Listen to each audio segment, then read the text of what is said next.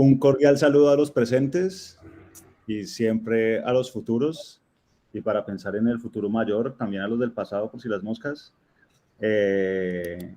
Hoy los saludamos. Este es el ciclo de conferencias Filosofía y Cognición en su tercer año, y tenemos la tercera presentación del 2023 a cargo de Carlos Garzón, con un trabajo que realizó en compañía de Douglas Niño.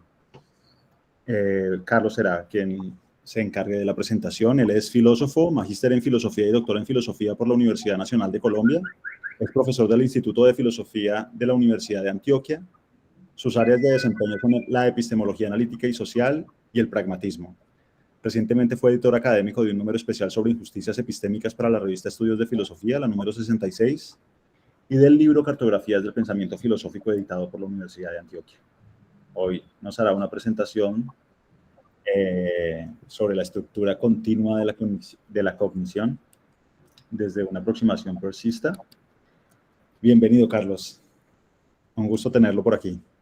Bueno, José, muchísimas gracias por la invitación. Primero que todo, a ser partícipe de este espacio tan productivo y tan interesante. Y pues felicitarlos porque ya estas jornadas se han consolidado y se han mantenido en el tiempo. Y bueno, yo vengo a hacer una exposición de un trabajo que, como decía José, elaboré en compañía de Douglas Niño. Douglas Niño es profesor de la Universidad Jorge Tadeo Lozano. Él es también doctor en filosofía y especialista en ciencias cognitivas y semiótica y pragmatismo también, entre otras cosas. Este es un trabajo que ya está próximo a publicarse. Digamos que vamos a presentar aquí lo que se publicará. Finalmente es un spoiler de un texto que se va a publicar en la revista Transaction of Charles Peirce Society. Aproximadamente, según todo sale bien, en unos 2 o 3 meses ya se podrá ver y se podrá leer este trabajo, pero bueno, entre tanto, pues lo presentamos aquí en el marco de estas jornadas. Bien, entonces empezamos. Básicamente, nosotros pensamos en la posibilidad de concebir una visión, una teoría, podría decirse así, de la cognición que sea continua, basados sobre todo en el pensamiento de Peirce. Charles Peirce tiene unos trabajos sobre cognición publicados entre 1868 y 1869, cuando tenía la edad aproximadamente entre 29 o 30 años. Y allí, en esos textos, formula una serie de tesis que posteriormente pues, fueron reformuladas, en algunos casos abandonadas durante su etapa ya de madurez. Sin embargo, algunos de los elementos teóricos que se pueden identificar en estos textos sobre cognición aparecieron a lo largo de toda la evolución de su filosofía y creemos que pueden proporcionar algunas herramientas teóricas para articular una concepción de lo que llamamos nosotros la estructura continua de la cognición. Esos artículos, por si están interesados, se llaman cuestiones concernientes a ciertas facultades atribuidas al hombre. El otro se llama algunas consecuencias de 4 incapacidades y el último de ellos se llama los fundamentos de la validez de las leyes de la lógica. Bien, lo primero que uno se hace es porque es una aproximación peircista y no una aproximación peirciana. Y básicamente nos asentamos, digamos, sobre una distinción que hace Umberto Eco. Y es porque pues, la distinción que hace es entre los peircianos y los peirciólogos y los peircistas. Pero básicamente lo que nosotros consideramos es que aunque es una tarea, digamos, propiamente peirciana, mostrar que algunos elementos de la filosofía madura de Peirce están vagamente presentes en su juventud, la conclusión a la que nosotros llegamos aquí en este artículo respecto a la estructura continua de la cognición es propiamente peircista como decía, no peirceana, ya que hacemos es uso de algunos de los elementos de la filosofía de Peirce para llegar a la conclusión que queremos llegar, en lugar de comprometernos con la idea de que Peirce sostenía él mismo una posición de la estructura continua de la cognición.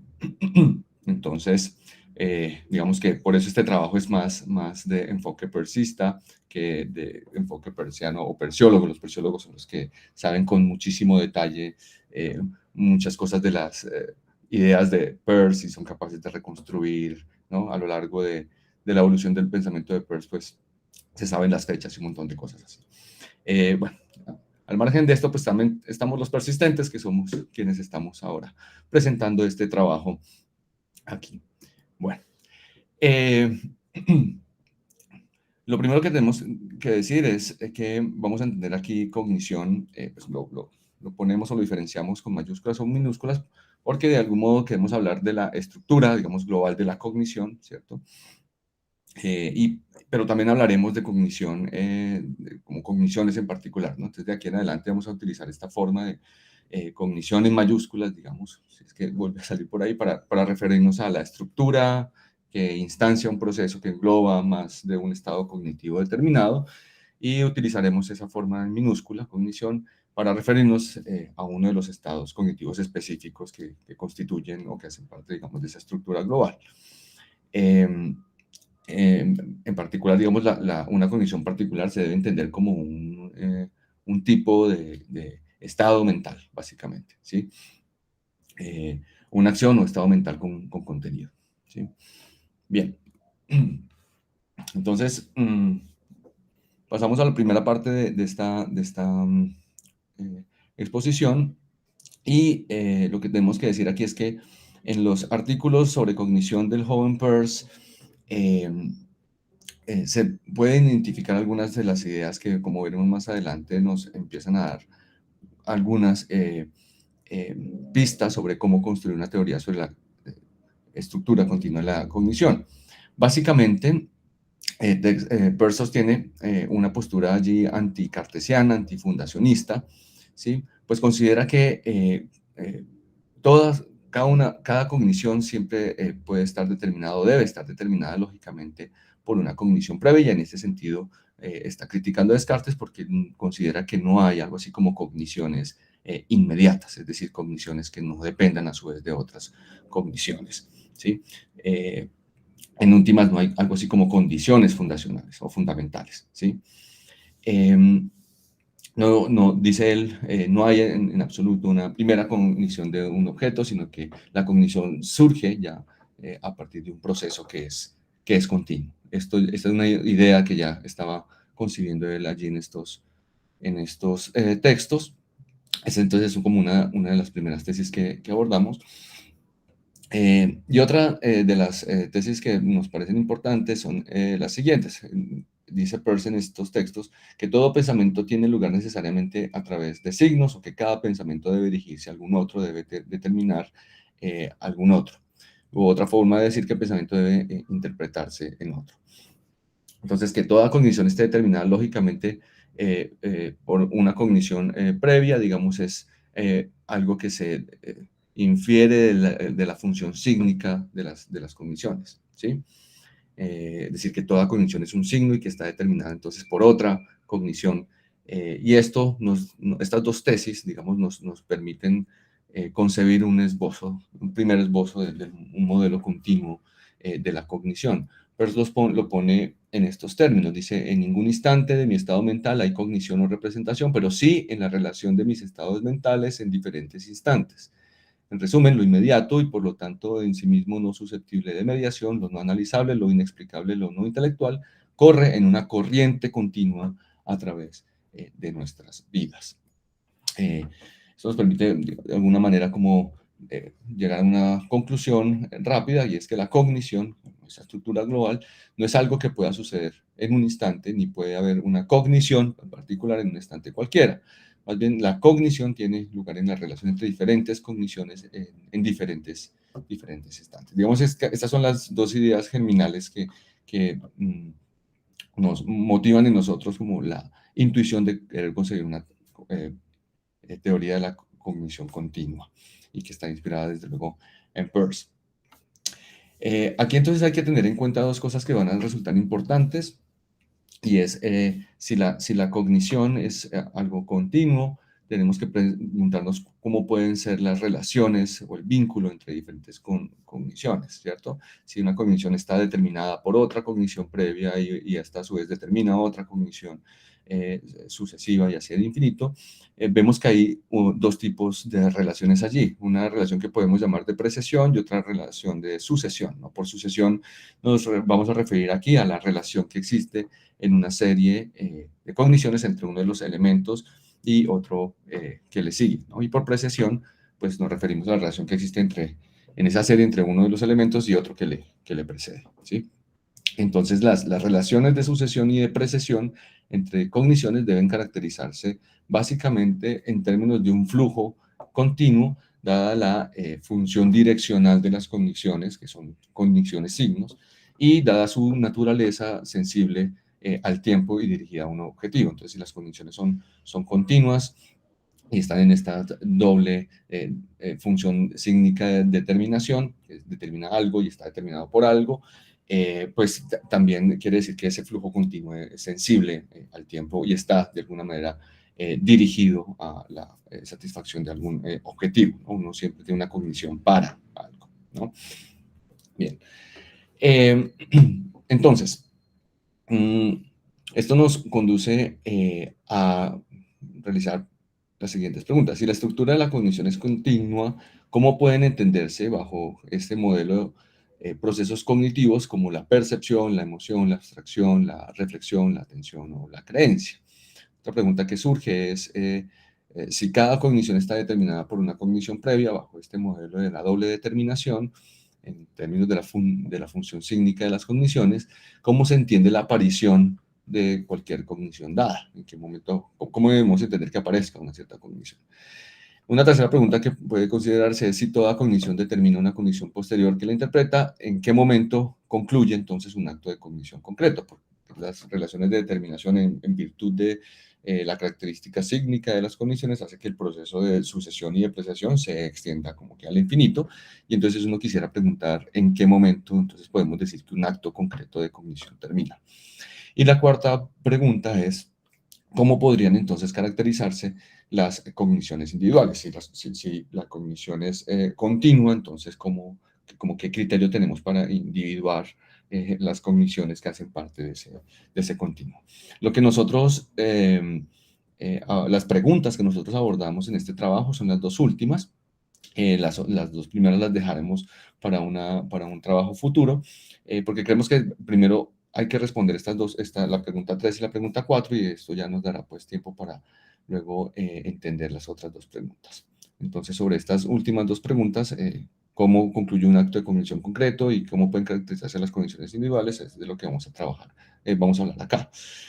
Y vamos a empezar con lo que podríamos llamar el problema entonces de las cogniciones individuales, si es que la cognición es continua, ¿no? Este problema lo trata Thomas Short en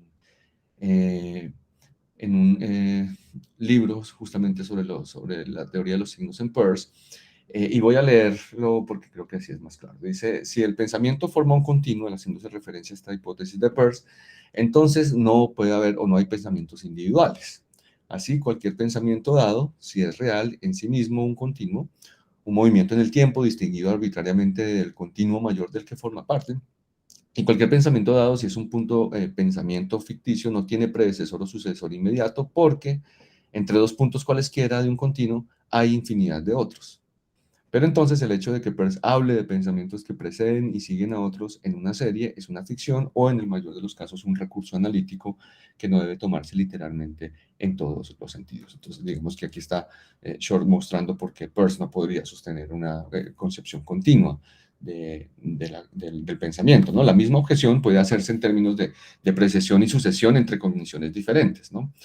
Si uno parafrasea el argumento de Short, lo que está diciendo es que si cualquier cognición es en sí misma continua, es decir, un movimiento en el tiempo distinguido arbitrariamente del continuo más amplio al que pertenece, y hay infinidad de otros puntos entre dos puntos cualesquiera de un continuo, ¿cierto? Si se concibe entre cada parte del continuo hay una infinidad de otros puntos, entonces esa cognición no tiene una cognición inmediatamente precedente o inmediatamente sucesora, ¿sí? O sucesiva.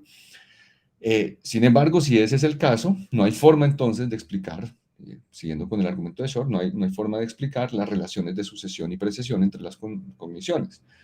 Y por tanto, en lugar de prescindir de esas relaciones y renunciar a la individualidad de las cogniciones, deberíamos abandonar la idea de que la cognición es continua. Digamos, esa sería como la forma en que se articularía el argumento de Shor.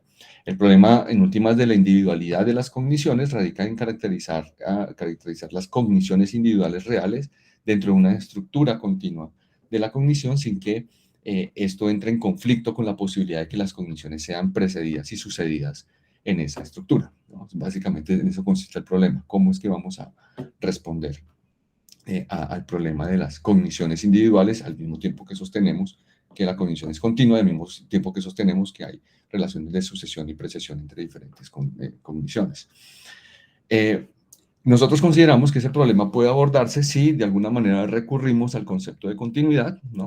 que Peirce desarrolló en su madurez, y que, como veremos, es una concepción sintética de la continuidad, ¿sí? Y esta concepción sintética de la continuidad, de la que hablaré en un momento, nos va a permitir pensar en un tipo de individualidad que nosotros vamos a llamar individualidad sintética de las cogniciones. Entonces, bajo una concepción sintética de la continuidad que nos permita pensar en una individualidad sintética de las cogniciones, lo que no está de algún modo en pugna, esto no entra en pugna con las relaciones de precesión y sucesión dentro de una estructura continua de la cognición.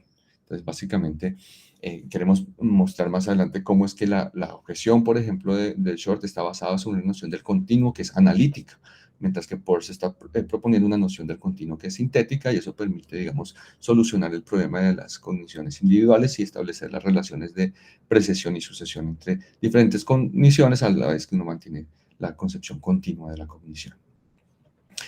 Entonces, para eso tenemos que revisar de nuevo, revisamos de nuevo, las características del continuo peirciano, ¿no? Haciendo una revisión del continuo peirciano, y aquí basándonos fundamentalmente en la concepción que tiene Zalamea sobre el continuo peirciano, encontramos que tiene por lo menos estas 7 características, ¿no?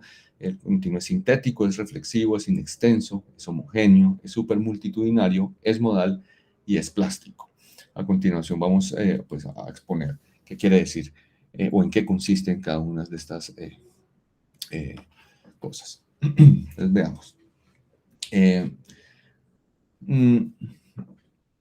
¿Qué quiere decir que el continuo sea de carácter sintético? Básicamente lo que quiere decir es que el continuo debe entenderse como un todo que no puede ser reconstruido analíticamente como una suma interna de puntos, ¿no? Esto lo dice Peirce de esta manera, ¿sí? Y esto obviamente trae a colación la idea que, pues, esa idea vieja de la epistemología o la metafísica, perdón, del debate metafísico de los antiguos sobre si el todo es anterior a cualquiera de sus partes. Bueno, bajo esta visión de la síntesis del continuo, pues uno podría sostener que el todo es anterior a cualquiera de sus partes. Por reflexividad, queremos decir que, cito a Peirce, dice, cualquier parte de un continuo, por pequeña que sea, tiene en sí misma una parte del mismo tipo, ¿no? Y esto lo que quiere decir es que cada parte del continuo posee a su vez una parte similar al todo. Eso es lo que quiere decir que sea reflexivo. No hay entonces, en el continuo peirciano, que es sintético, no hay lo que se conoce como la divisibilidad infinita, ¿sí? La idea de que entre cualesquiera 2 puntos hay un punto. Eso no es así en el continuo peirciano, porque dado que es sintético, el carácter reflexivo, digamos, no hace que haya puntos o no esté conformado por puntos. Entonces, una manera de verlo es como está en la gráfica de abajo, ¿no? Tenemos la línea como representación del continuo, ¿cierto? Y si, digamos, utilizáramos una suerte de lupa para acercarnos a una de las partes de este continuo, pues nos daríamos cuenta que cada parte del continuo es similar al todo el que hace parte, ¿cierto? Entonces, a eso hace referencia, digamos, esa esa idea de la reflexividad del continuo peirceano. Por otro lado, la reflexividad implica la inextensibilidad. La naturaleza, digamos, reflexiva del continuo peirceano implica que cada parte del continuo puede mirarse a través de una especie de lupa, ya como lo hemos dicho, y entonces esto tiene como consecuencia la eliminación de los puntos, ¿sí? Porque si uno se acerca a cada parte del continuo y cada parte es un reflejo del continuo total, pues ya no hay puntos, ¿cierto? Entonces dice Peirce, hemos eliminado por completo los puntos, no hay puntos en tal línea, no hay un límite exacto entre ninguna de sus dos partes. Pues porque en un instante, perdón, no hay flujo, en un instante se desaparece, entonces esta idea del instante, ¿cierto? Finalmente, esto, digamos, estas tres características hacen parte fundamental de la idea del continuo de Peirce, pero adicional, bueno, y de esto vamos a hablar más adelante, ¿no? Es que el carácter inextenso del continuo hace que no esté compuesto por puntos, sino por, lo que vamos a ver más adelante, vecindades, ¿no? Ya vamos a más adelante explicar qué quiere decir esto de las vecindades en lugar de hablar de puntos. Las otras características, la homogeneidad, por ejemplo, nos dice que el continuo peirceano debe entenderse como un lugar donde dice Peirce, homogenizan o regularizan ciertos modos de conexión entre las partes y el todo, ¿no? Y en donde de alguna manera se superan y se trasciende, digamos, las distinciones de carácter completamente individual. Así entonces, la generalidad del continuo, o más bien de esa generalidad del continuo, se puede derivar lo que se conoce como su carácter supermultitudinario, que hace referencia, digamos, a que su tamaño debe ser genérico y no puede estar limitado por ningún tamaño actualmente determinado. Lo dice Peirce en estos términos: una colección supermultitudinaria es tan grande que sus individuos ya no son distintos entre sí, se mantiene unida por necesidad lógica. Quizás valga la pena como pensar, aunque de pronto la analogía no puede ser tan buena, pero uno se puede imaginar algo así como el cardumen, ¿no? Que cuando forma cierta figura es como si fuese uno mismo, ¿cierto? Una sola cosa, bueno, algo así. Sus individuos constituyentes ya no son sujetos distintos e independientes, por eso digo que la imagen del cardumen no funciona mucho, pero es como para hacerse una idea. No tienen existencia ni existencia hipotética más que en sus relaciones mutuas, ¿no? Su tamaño no puede ser entonces delimitado por ningún tamaño actualmente determinado. Entonces, debido a su generalidad y su carácter sintético, el continuo peirceano ya no puede concebirse como una suma de partes, ¿sí? Basada en lo que existe en él y en lo que tiene de particular, sino que más bien en su lugar debemos pensar en este continuo en términos de una suerte de conjunto general de posibilidades que excede todo lo que existe actualmente. Entonces eso es lo que le da a este continuo peirceano también su carácter modal, ¿sí? Si esta comprensión sintética del continuo precede a su descomposición y recomposición analíticas, entonces en realidad lo que existe o lo que es actual y específico debe entenderse como un tipo de discontinuidad dentro del conjunto continuo de posibilidades, ¿no? Entonces lo actual es algo así como lo discontinuo de la continuidad, pero siempre como continuo se mantiene dentro del ámbito de lo posible, que es lo que expresa este asunto de la modalidad que vemos allí, ¿no? Un continuo es una colección de multitud tan vasta que en todo el universo de posibilidades no hay espacio para que conserven sus identidades distintas, sino que se soldan unas con otras o se funden unas con otras, y así pues el continuo es todo lo que es posible en cualquier dimensión en que sea continuo. Y la última característica del continuo es su carácter plástico. La mejor forma de entender esta la plasticidad, tal como lo pone allí Peirce. 1903 dice, es evidente que este continuo debe tener más dimensiones que una superficie o incluso que un sólido, y supondremos que es plástico, de modo que puede deformarse de todas las maneras posibles sin que se rompa nunca la continuidad y la conexión de las partes, ¿no? Entonces, si uno piensa en el continuo en términos de la línea, pues uno puede pensar en la línea como doblándose o plegándose, ¿cierto? O si lo piensa también el continuo como una suerte de hoja de aserción, ¿sí? También puede pensar cómo la hoja también se dobla y se plega para que se unan ciertas partes de ciertas cosas que uno va poniendo dentro de la hoja de aserción, ¿no? Entonces, el continuo en este sentido es plástico en Peirce, o elástico también podría ser otra forma de ponerlo, ¿cierto? Bien, entonces teniendo en cuenta estas características del continuo peirceano, podemos ahora sí empezar a pensar en la caracterización de la individualidad de las cogniciones para responder al problema de la individualidad de las cogniciones, ¿sí?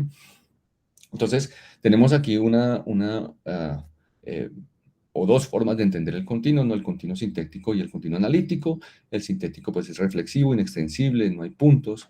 La sucesión, eso nos permite entender entonces cómo se van a dar las relaciones de sucesión y precesión, que ya voy a explicar, mientras que en continuo analítico la divisibilidad es infinita porque siempre entre dos puntas hay otra infinidad de puntos, es irreflexivo, ¿sí?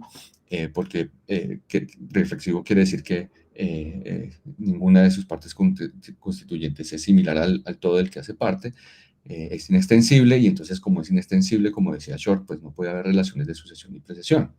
Entonces, en el pasaje de Shor que estábamos considerando anteriormente, leíamos que esas relaciones de precesión y sucesión entre pensamientos no pueden tener lugar en el modelo de Peirce porque hay, digamos, infinitos, decía Shor, hay infinitos puntos entre dos puntos cualquiera del continuo.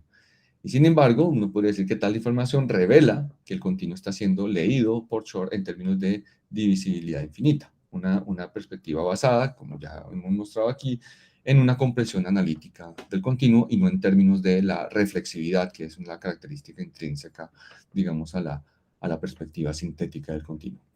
Esta es la razón que nos conduce a pensar que la crítica de Shor se basa en una premisa que es cuestionable. Como hemos mostrado ya, una perspectiva sintética del continuo requiere de alguna manera pensar que su naturaleza es reflexiva, es decir, que cada una de sus partes posee a su vez otra parte que es similar al todo, y debido entonces a su reflexividad se dice que el continuo es inextensible, es decir, que no está compuesto de puntos. En cambio, desde una perspectiva analítica, el continuo, como se entiende como divisibilidad infinita, quiere decir que es extensible, es decir, que puede captarse extensivamente como una suma de puntos, ¿cierto? Y en consecuencia, también es irreflexible, es decir, no es posible que cada una de sus partes posea una parte similar al todo. Entonces, es bajo una perspectiva analítica del continuo, entendido como divisibilidad infinita, que no tiene sentido hablar de precesión y sucesión inmediatas de un punto respecto a otro. Sin embargo, bajo la perspectiva sintética, los puntos desaparecen. Y como los puntos desaparecen, tanto la precesión como la sucesión deben entenderse en otros términos. Y en los términos en que los queremos entender es en términos de un flujo o cruce progresivo entre vecindades, ambientes o series, ¿sí? Y ahí va a ser importante entonces tratar de entender la noción de vecindad.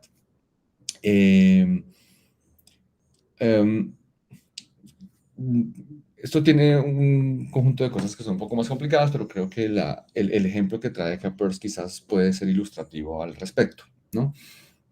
Lo voy a leer. Dice, una gota de tinta, este dibujo que ven al fondo es del propio Peirce.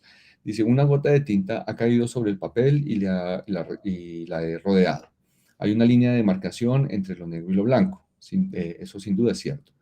Perdón, sin duda es cierto que primero, que cada punto del área es blanco o negro. Segundo, que ningún punto es a la vez blanco y negro. Y tercero, que los puntos del límite no son más blancos que negros ni más negros que blancos. La conclusión lógica de estas tres proposiciones, dice Peirce, es que los puntos del límite no existen. Esto nos lleva a la reflexión de que los puntos solo tienen color cuando están conectados entre sí formando una superficie continua. Tomados aisladamente, no tienen color y no son ni blancos ni negros, ninguno de ellos. Intentemos entonces poner vecindad en lugar de punto, ¿sí? Entonces, aquí lo que está diciendo Peirce es que cualquier parte del continuo puede entenderse como una región que es en sí misma continua, ¿no? Ya que contiene una cantidad innumerable de puntos separables. Es de un modo innumerable, ¿sí? Al cambiar los puntos por vecindades, le quita ese carácter numerable, digamos, al continuo. Entonces, contiene una cantidad innumerable de puntos que son inseparables. Recuerden que la idea de reflexividad es que cada parte es semejante al todo. Y son inseparables y están conectados con otra vecindad o con otra región a través de sus fronteras o límites. Y esto explica de alguna manera por qué Peirce nos pide que sustituyamos la noción de punto por la noción de parte vecina o parte vecindaria o vecindad, lo traducimos nosotros finalmente de esa manera. Fíjense entonces cómo esto nos permite hablar de alguna manera de individualidad y de vecindad inmediata. Leo rápidamente la cita de Peirce. Dice, cada parte de la superficie es blanca o negra, ninguna parte es a la vez blanca y negra, las partes situadas en el límite no son más blancas que negras ni más negras que blancas. La conclusión es que las partes cercanas al límite son mitad blancas y mitad negras. Esto, sin embargo, debido a la curvatura del límite, no es exactamente cierto, a menos que nos refiramos a las partes en la vecindad inmediata del límite. Entonces, como leemos esto es que al sustituir el concepto de punto por el de vecindad, cambia también el concepto de individualidad. Y por tanto, digamos, las relaciones de precesión y sucesión deben entenderse por referencia al tipo de, digamos, individuos que se relacionan. Entonces, la individualidad no debe entenderse aquí en términos de un aislamiento, como de partes aisladas, como la identificación de un punto exacto en el continuo, ¿sí? Lo cual es imposible en un continuo sintético, sino más bien como una especie de área o región o vecindad, cuyas fronteras límites definen los contornos a través de los cuales esa vecindad se relaciona con otra. Entonces, estos límites, que él va a llamar límites borrosos, ¿sí? Nos hacen preguntarnos cómo concebir las posibles relaciones continuas que puedan darse entre estas vecindades inmediatas o cercanas, ¿sí? En últimas, el concepto de vecindad inmediata viene a ser aquí clave para poder entender la precesión y la sucesión entre diferentes vecindades, porque claro, ya reemplazamos la noción de punto por la de vecindad, pero entonces tiene que haber relaciones de vecindad inmediata entre diferentes regiones de cogniciones. Entonces, quizás no voy a leer de pronto la cita, puede ser un poco larga, pero bajo la noción sintética, digamos, del continuo de Peirce, no hay algo así entonces como cogniciones analíticamente individuales. ¿Sí? Si traspasamos el modelo a la idea de la cognición, no habría cogniciones analíticamente individuales entendidas como cogniciones aisladas o discretas o independientes de cualquier otra relación con otras cogniciones. ¿Sí? Pero eso no significa, sin embargo, que bajo el continuo de Peirce no pueda concebirse una definición de individualidad, que sería la individualidad sintética, que sea diferente a la de aislamiento o independencia con respecto a las relaciones. Entonces, lo que es individual en el ámbito del continuo sintético de Peirce se define en términos de entornos o regiones o, como hemos llamado nosotros aquí, vecindades relacionales. Entonces, así podría considerarse la noción de individualidad sintética, ya que de alguna manera es una forma de entender la precesión y la sucesión como tipos de relación entre diferentes vecindades inmediatas. La pregunta que obviamente surge a continuación es ¿cómo son entonces esas relaciones de vecindad entre vecindades inmediatas? Que es la pregunta que aparece aquí. Entonces, dado que de alguna manera las cogniciones solo pueden relacionarse entre sí, como ya vimos al comienzo, inferencialmente, la cita que creo que habíamos mencionado anteriormente, estas vecindades inmediatas deberían ser entornos de cogniciones relacionadas inferencialmente. Una cognición de algún modo individual, que hemos llamado aquí cognición individual sintética, no es una cognición aislada como la individual analítica, que se adhiere a una suerte de estructura, sino que más bien, dado que comporta las características sígnicas o tiene una función sígnica, esa cognición individual es en sí misma una suerte de entorno de cogniciones relacionadas inferencialmente, ¿sí? Entonces, la idea de individualidad sintética ya no es de una cosa aislada, sino de un entorno o vecindario de cogniciones, que tiene límites borrosos además, y eso es importante. Entonces, ese entorno, a su vez, y con el paso del tiempo, establece entonces otras relaciones inferenciales con otro entorno vecino más, a través de ciertas cogniciones que limitan entonces inferencialmente con otros entornos vecinos, ¿sí? Entonces, digamos que aquí se logra mostrar un poco, digamos, si ponemos esta idea de vecindad, ¿no? Cómo se va difuminando un poco lo borroso, ¿cierto? Hay lugares, digamos, donde las cogniciones, digamos, están compuestas. Una cognición no es una cosa aislada, sino que se debe entenderlo en términos sintéticos como una especie de vecindad, ¿no? Y si uno podría hacer el movimiento, digamos, de este vecindario hacia otro lugar del vecindario y entonces como que va apareciendo otra región, ¿cierto? Vecina, ¿cierto? Que está compuesta a su vez, ¿cierto? Entonces, eso sería como la noción sintética, un poco como para recrear esa idea que tenemos en mente. Esto nos condujo entonces a plantear un principio, que es el principio relacional, lo llamamos así, es un poco largo, pero es el principio relacional vecinal inmediato entre cogniciones individuales sintéticas. Y básicamente lo que dice es que una cognición individual sintética en un entorno de cognición limita inferencialmente con otro entorno vecino de cogniciones si en el primer entorno la cognición juega el papel de una conclusión, la cognición está determinada por otras condiciones previas, y en el segundo juega el papel de una premisa. La cognición determina a otras cogniciones, ¿no?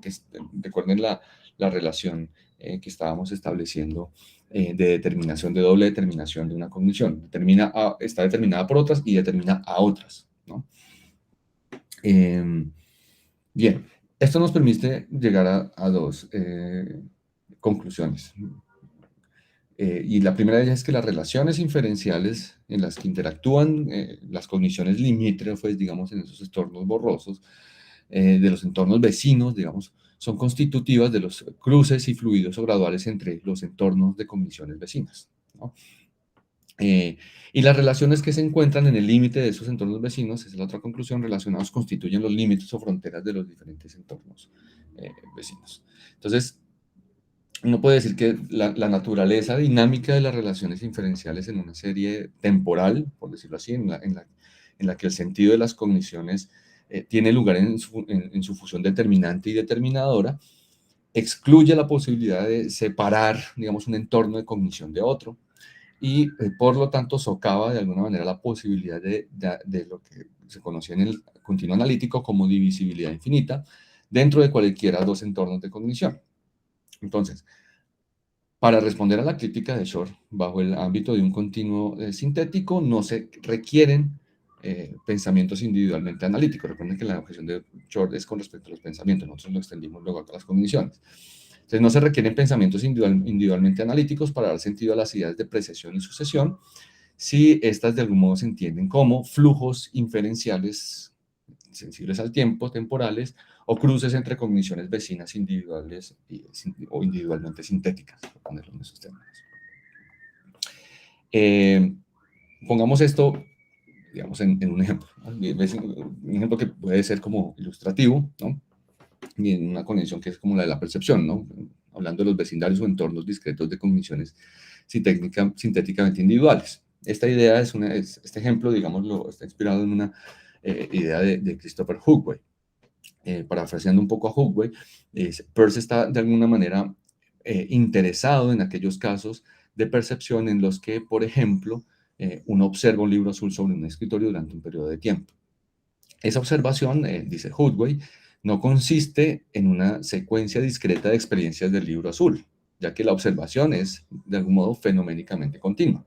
En cada momento de esa experiencia, que puede describirse como la revelación, digamos, aún de un libro azul sobre el escritorio, podemos ser, por ejemplo, conscientes de ella como perteneciente a una serie continua y como dependiente de ciertos estados anteriores. A medida que va pasando el tiempo, distintos aspectos del libro, por ejemplo, se vuelven más prominentes, quizás debido a un cambio en la iluminación, no sé, puede haber otras cosas, porque quizás nuestra atención está dirigida en el título del libro, ¿sí? O porque sí, de alguna manera intervienen allí la memoria o los conocimientos previos, ciertos conocimientos previos que influyen de alguna forma la manera como percibimos el libro, ¿no? Si el libro me lo regaló alguien con quien yo tengo un vínculo afectivo o tuve un vínculo afectivo muy importante, entonces ver el libro, ¿sí? No solamente es ver el libro ahí, sino que eso permea de alguna manera también esa cognición de la memoria, permea de algún modo también en el tiempo todo lo que está pasando mientras yo estoy observando el libro, ¿cierto? Entonces, la caracterización del continuo en una percepción como esta, digamos, durante un periodo de tiempo determinado, de alguna manera ilustra el entorno de cogniciones que intervienen en ese acto perceptivo. Pues a medida que va pasando el tiempo, surge algo que es más que una cognición analíticamente individual enmarcada como una afirmación del tipo el libro sobre el escritorio es azul, ¿sí? O el libro azul está sobre la mesa o algo así. sino que más bien hay una serie de experiencias implicadas en la observación continua del libro azul sobre el escritorio, sobre la mesa, durante un tiempo determinado, y por tanto no hay algo así como una cognición analítica, estática, relativa al libro en esa observación. Cuando lo miramos, podemos pensar no solo en el color general de que observamos al principio, sino en el tono de azul que tiene en realidad, en las sombras que proyecta, en los recuerdos que nos trae a la mente, o bueno, también podemos pensar en las cosas que podríamos hacer en el futuro con ese libro. En fin, todas esas condiciones definen lo que aquí hemos llamado, siguiendo a Peirce y su caracterización del continuo, vecindades o entornos discretos de cogniciones sintéticamente individuales. Entonces, si toda cognición determina una cognición posterior, que era la pregunta que quedaba abierta, ya con esto hemos respondido a la pregunta de cómo se debe entender una cognición individual, se debe entender en términos de una cognición sintéticamente individual. Tenemos que responder entonces la otra pregunta, la pregunta número 3, que era que si toda cognición está determinada por una cognición posterior que la interpreta, aquí cognición ya como cognición individual, ¿en qué momento, individual sintética, en qué momento entonces concluye el acto de una cognición concreta, de cognición concreta? Entonces aquí lo que pensamos fue lo siguiente, decimos, si cada cognición, entendida sintéticamente, se dirige o determina a otra cognición sintética que la interpreta en esta relación sígnica bajo la cual Peirce caracteriza a las cogniciones, y esta última que la interpreta hace lo mismo con una cognición posterior y hacia el infinito, entonces uno tiene que preguntarse cómo explicar, ¿cierto?, el hecho de que una cognición dada llegue en algún momento a su fin. Entonces, en algún momento pasamos, por ejemplo, de mirar el libro azul que hay sobre el escritorio a mirar el escritorio y luego mirar la ventana y luego dirigimos nuestra atención al árbol que hay más allá de la ventana, de modo que en algún momento dejamos de tener la cognición inicial, ¿no?, de estar viendo el libro. Pero si todo el proceso que va de una cognición a otra es continuo, entonces la cognición está relacionada con mirar el libro azul sobre el escritorio, se extiende a una cognición mucho más amplia, se extiende a una cognición mucho más compleja, y no hay forma de explicar entonces la transición de una cognición a otra. Entonces el punto es cómo explicamos esa transición y cómo podemos entonces decir que un acto de cognición como el de mirar el libro azul sobre la mesa, sintéticamente, pues ha terminado, ¿no? Porque en el momento yo ya no solamente miro el árbol que está al otro lado, sino que ya después me paro a la cocina por un vaso de agua o lo que sea y ya terminó en algún momento la cognición, ¿cierto? Inicial. Entonces, Peirce reconoce que dentro de un entorno de cogniciones, en una fracción de tiempo, una cognición se vuelve prominente, ¿no?, mientras que sigue conectada con las demás, porque recibe algo así como suficiente atención para hacerla predominante. Sin embargo, esa cognición mantiene su función de signo como cognición, es decir, que el que aparezca, que la atención juegue un papel importante ahí, no significa que la cognición no, o pierdas, digamos, su función signo en términos de determinar algo y estar determinada por otra cosa, ¿sí? Ya que sigue manteniendo, como decimos, esas relaciones inferenciales con otras cogniciones en esos procesos de determinación. Entonces, mientras estamos observando, por ejemplo, el libro azul sobre el escritorio, también estamos teniendo otras cogniciones menos predominantes, como el escritorio marrón sobre el que descansa el libro, la temperatura de la habitación, los objetos que rodean al libro, por ejemplo, el pocillo, el vaso de agua o lo que sea. Entonces, pasamos de observar el libro azul sobre el escritorio a mirar al árbol al otro lado de la ventana en una escala de tiempo determinada a través de un proceso que es fluido, dirigido a un objetivo, obviamente porque siempre todas las condiciones son dirigidas a propósitos, y continuo, ¿cierto? Podemos decir que es un proceso fluido, dirigido a un objetivo y continuo de entornos vecinos de cogniciones, ¿sí? Algunas de las cuales se convierten, por decirlo de alguna manera, en predominantes, y otras pierden relevancia como resultado de la atención que nos exigen o que les prestamos en relación con nuestros propósitos, ¿sí? Entonces, durante este periodo sigue activa la triple función del signo, ¿no?, de estar por algo para alguien, ¿cierto? ¿Qué es eso? Que mantiene de algún modo operativas y dinámicas las cogniciones implicadas en los entornos vecinos. El predominio de una cognición y el de su entorno de vecindad con el que se relaciona, se consume, decimos nosotros, gradualmente hasta que se extingue por completo, y entonces emerge otro vecindario u otra vecindad que está inferencialmente relacionada con la anterior. y determinada por él, ¿sí? O al menos así lo explica Peirce. Este proceso explica el cruce gradual, como dijimos, también continuo e inferencial entre entornos vecinos de cogniciones, sean estos entornos de creencias o de pensamientos o de emociones o de percepciones, entre otros. Aquí hemos puesto un ejemplo con relación a la percepción, pero creemos que en términos generales la cognición, ya entendida como una estructura global de cogniciones, pues opera de la misma manera en diferentes formas. Digamos, instanciada de diferentes formas como creencia, pensamiento, emoción o percepción, entre otros. Bueno, ¿cuáles son las conclusiones a las que hemos llegado? Aquí yo voy simplemente como a leer porque creo que es más claro leerlo. Hemos mostrado cómo bajo el modelo peirceano del continuo, las cogniciones individualmente analíticas desaparecen, ya que, dada su singularidad específica, pierden. Si fueran individualmente analíticas, perderían su función sígnica, ¿no? Se convertirían, para quienes sigan un poco el pensamiento de Peirce, en algo así como segundidades o meras sensaciones, ¿no? Donde no hay significación, ¿sí?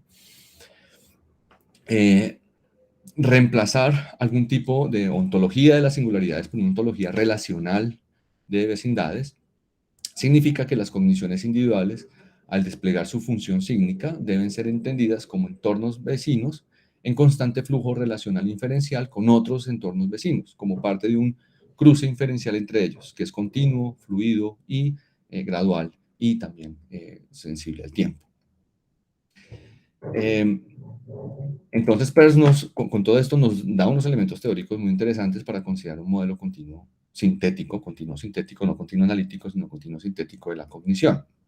Según este modelo, las cogniciones individuales son sintéticamente continuas, es decir, son regiones, entornos o vecindarios o vecindades en lugar de puntos, y las relaciones entre ellas son relaciones inferenciales, fluidas y sensibles al tiempo. Estas características reflejan no solo la naturaleza inextensible y homogénea de las cogniciones individuales, sino también la estructura general de la cognición. Aquí cognición debía haber ido en mayúsculas, me disculpo.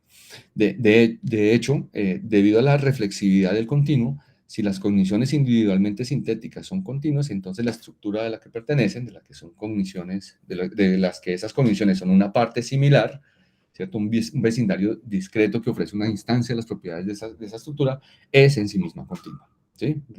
Por el carácter reflexivo de la cognición. Y por último, si la estructura de la cognición es continua, sería relevante explorar las consecuencias que podrían extraerse de su naturaleza supermultitudinal, modal y plástica. Digamos, estas tres características no las hemos abordado todavía para el modelo de la cognición continua. No cabe duda que estas ideas pueden seguir desarrollándose y perfeccionándose para respuesta a las muchas preguntas que quedan por responder, pero lo que aquí se ha presentado sirve por lo menos como un primer paso en esa dirección. Eso es todo, así que muchísimas gracias. Muchísimas gracias, Carlos, por la presentación tan clara sobre este tema tan poco sencillo, digamos. No sé si complejo estrictamente. Bueno, tenemos preguntas. Levantó la mano David. Y luego levantó la mano alguien, pero luego la bajó, entonces no sé. David. Gracias, Carlos, y gracias también a Douglas por esta presentación tan interesante. José, yo tengo dos comentarios, entonces voy a hacer el primero solamente como para no tomar demasiado tiempo, y si hay tiempo después, me gustaría hacer el segundo. Bien, al inicio de la presentación, Carlos estaba mostrándonos unos pasajes de Peirce que parecían hacer énfasis en la idea de que una cognición es algo que no tiene un comienzo ni tampoco un final, algo así, ¿no? Como que toda cognición tiene que ser precedida de otra y también ha de estar sucedida de otra, algo así.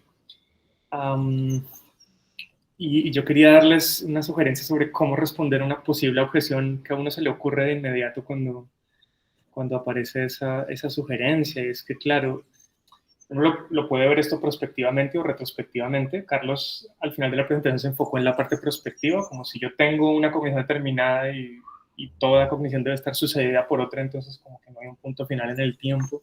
en que termina el proceso, pero también se puede ver esto retrospectivamente, ¿no? Y pues entonces parecería que Peirce y ustedes siguiendo a Peirce están defendiendo la idea de que no hay un comienzo de la cognición, ¿no? De que es un proceso infinito hacia el pasado.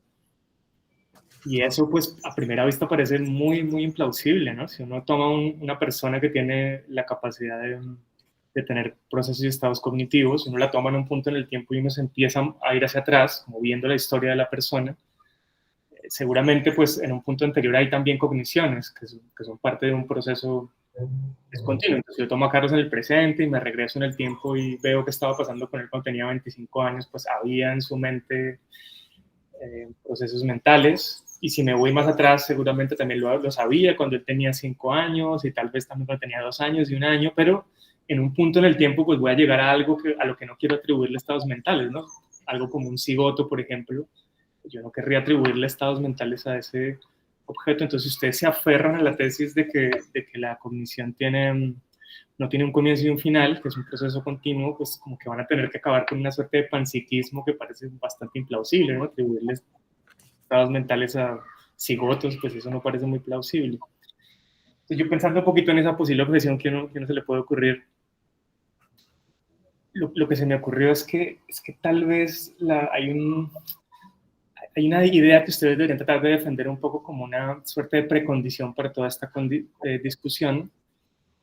Ustedes deberían tratar de hacer plausible la tesis de que un proceso físico puede ser continuo en este sentido, que puede ser un continuo sintético en el sentido que estuvo explicando Carlos. Y es una tesis que yo creo es muy interesante y sería interesante que la defendieran. Y pues asumo que en general los físicos y los filósofos de la física tienden a dar por sentado que los procesos físicos no son sintéticos en el sentido que explicó Carlos, sino más bien analíticos. Es decir, que yo puedo explicar el proceso físico viendo qué está pasando con las partes, con las partículas, y viendo cuáles son las leyes que rigen las partículas, y así obtengo una explicación del proceso. Imagino que si uno es un persiano no quiere aceptar eso, sino más bien uno quiere decir que eso no se puede hacer, ¿no? Que el proceso mismo no es explicable, analizable, reducible al comportamiento de las partes. Entonces me parece que sería interesante que ustedes intentaran defender eso, suponiendo que tienen esa tesis y que ya la han defendido, de que efectivamente hay procesos físicos, algunos procesos físicos que son continuos. Entonces, en el caso de la cognición, y volviendo al argumento que yo estaba mencionando antes, entonces si yo voy siguiendo la historia de Carlos hacia el pasado, pues hay un proceso continuo. Cada evento en la historia de Carlos está precedido de otro anterior, y pues parece que no hay un final, ¿no? Siempre habrá algo anterior. Entonces, como proceso físico, es un continuo, un continuo sintético en el sentido que ustedes explicaron, pero quizá haya un punto en el que estamos o no dispuestos a decir que ese proceso físico es cognitivo. Es decir, el que sea cognitivo no es una cosa que quizá depende un poco de nuestros intereses descriptivos, de nuestras teorías. Entonces hay un punto en el que queremos decir, hay puntos en los que queremos decir, aquí hay cognición en este proceso físico que es continuo, y quizá me voy más hacia el pasado y hay un punto en el que digo, no, y aquí ya no hay cognición. Pero el proceso físico que subyace en cuanto a proceso físico es continuo, en el sentido que defienden ustedes. Entonces, tal vez la idea general sería que por propósitos prácticos uno pues tiene la necesidad de individuar o partir ese proceso de diferentes maneras, usando ciertas categorías como cognitivo o no cognitivo, pero pues eso no es algo que corresponde a la naturaleza misma del proceso. En cuanto proceso es algo continuo, y pues los seres humanos, por razones prácticas y por limitaciones epistémicas que tenemos la necesidad de dividirlo en partes, pero en su naturaleza es continuo. Entonces, me parece que eso podría ser una manera de responder la objeción. Sí, David, muchas gracias. Me encanta que usted hace las preguntas, las objeciones y de una vez las respuestas que podemos considerar, así que lo tomo como manera de comentario. Pero lo integramos también, obviamente, a lo que estamos pensando. Dentro de las preguntas que se consideran, estaba la segunda pregunta, que era si cada condición está determinada por la condición previa, cómo se entiende la aparición de cualquier condición dada, y eso obviamente nos conduce también al problema hacia atrás de cuando empieza a aparecer la cognición propiamente. Y yo creo que tiene mucho sentido lo que usted nos dice, digamos, y es consistente también con la postura de Peirce, porque para Peirce la continuidad también se instanciaba en la naturaleza, ¿sí? Lo que llamaba el sinequismo. Y era algo así que, como que la naturaleza encarnaba la continuidad, y eso quiere decir que había procesos físicos, como usted dice, que son también continuos, sintéticamente continuos y no analíticamente continuos. Entonces, bueno, Douglas quiere decir algo al respecto, así que le doy la palabra.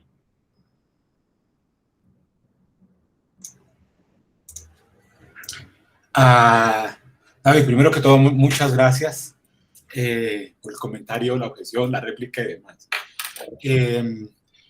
Quizá en esto yo me aparte un poquito de Carlos.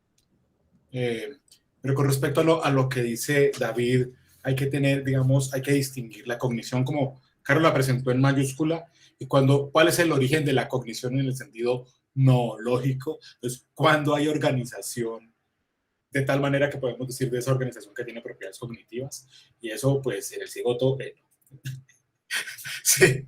Otra cosa es la pregunta por cuándo aparece una cognición en minúscula, y para eso no hay que irse al cigoto. Esto es algo que creo que es más, que tiene que ver con la idea de que, por ejemplo, la experiencia es continua.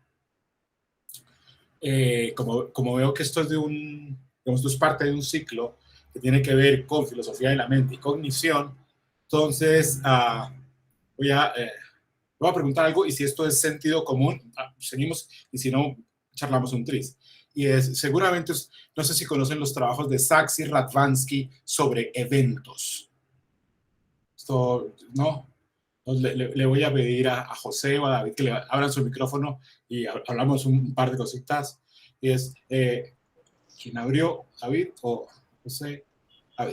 David, no sé si, pero a todas las personas, o a la mayoría de las personas, les ocurre algo como lo siguiente. Es que uno está en su cuarto, ¿no?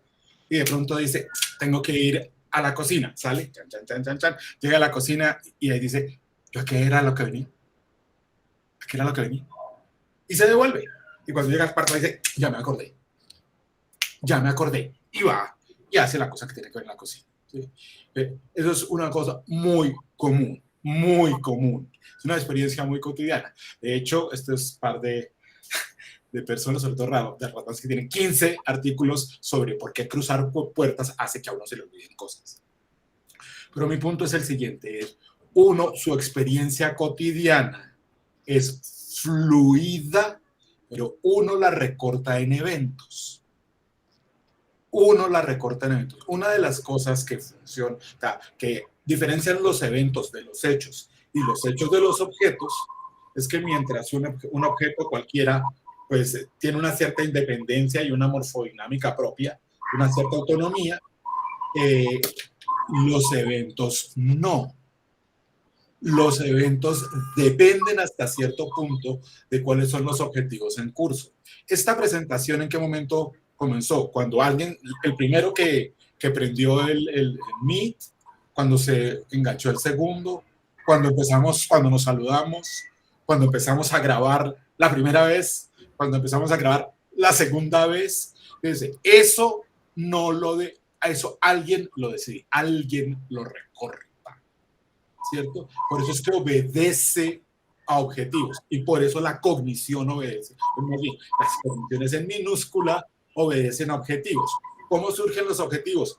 Eso es algo que pertenece a la cognición en mayúscula, y pues nada, Power dice unas cosas y Gottfried Smith dice otras cosas, pero esos son temas de filosofía de la mente.